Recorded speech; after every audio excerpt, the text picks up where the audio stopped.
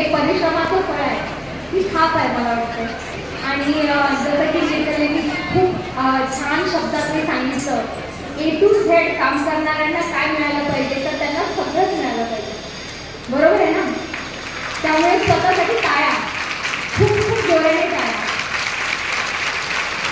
तुम्ही खूप सुंदर काम करता. मला आधी आठवतं की मी जेव्हा पहिल्या महिन्यात जॉईन झाली होती ॲज अ CEO म्हणून, मुख्य कार्यकारी अधिकारी म्हणून, तेव्हा मी सुरुवात अशाच एका कार्यक्रमातून केली होती PHCच्या. आणि तिथे अंगणवाडी सेविकेंनी पौष्टिक आहार माझ्यासमोर ठेवला होता. बरोबर आहे ना? पोषण अभियानाच्या माध्यमातून.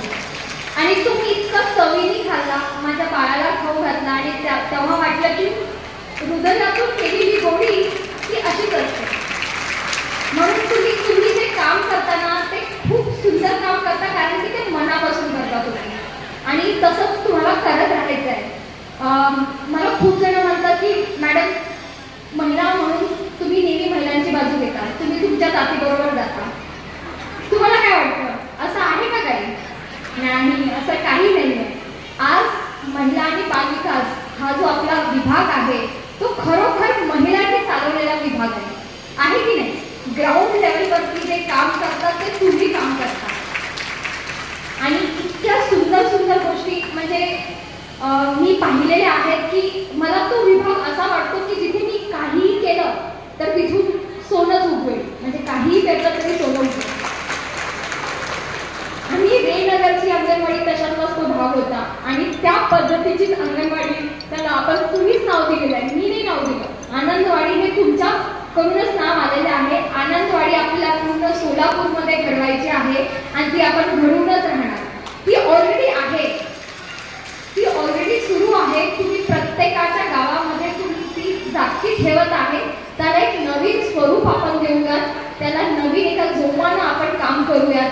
कारण काय होतं ना, चिमुकली जी असतात, छोटी छोटी मुलं, ते आई, आता आई म्हणून मी पण आहे, तुम्ही पण आहात, ती प्रत्येक मुलं तुमच्याजवळ ती सोडून जातात. किती मोठा विश्वास आहे बरं, आहे की नाही? म्हणजे एखादी आई स्वतःचं लेकरू असं 2 वर्षाचं 4 वर्षाचं लेकरू तुमच्याजवळ सोडून जाते.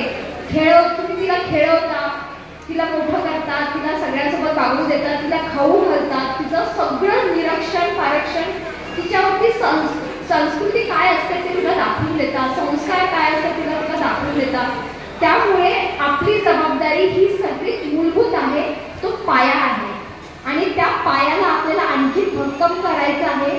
आज तुम्ही जे जमलेल्या पाहून, तुमच्या सगळ्यांचं चेहऱ्यावरच्या हास्य पाहून मला खरंच खूप छान वाटत आहे.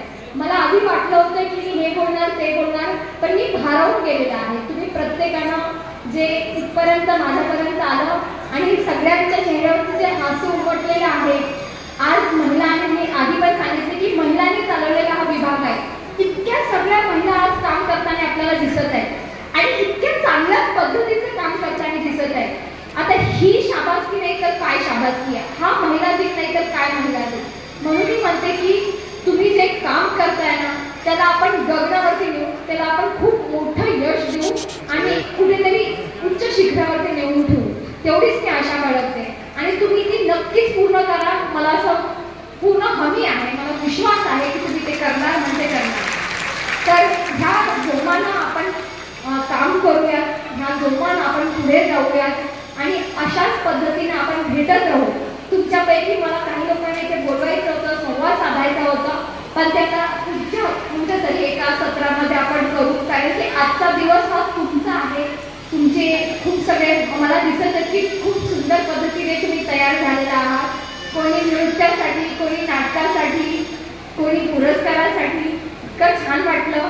तुमच्या सगळ्यांना फोटो मिळतील, फोटो आहेत, आपला फोटोग्राफर आहे, तुमच्यापर्यंत ते पोहोचतील, काळजी करू नका.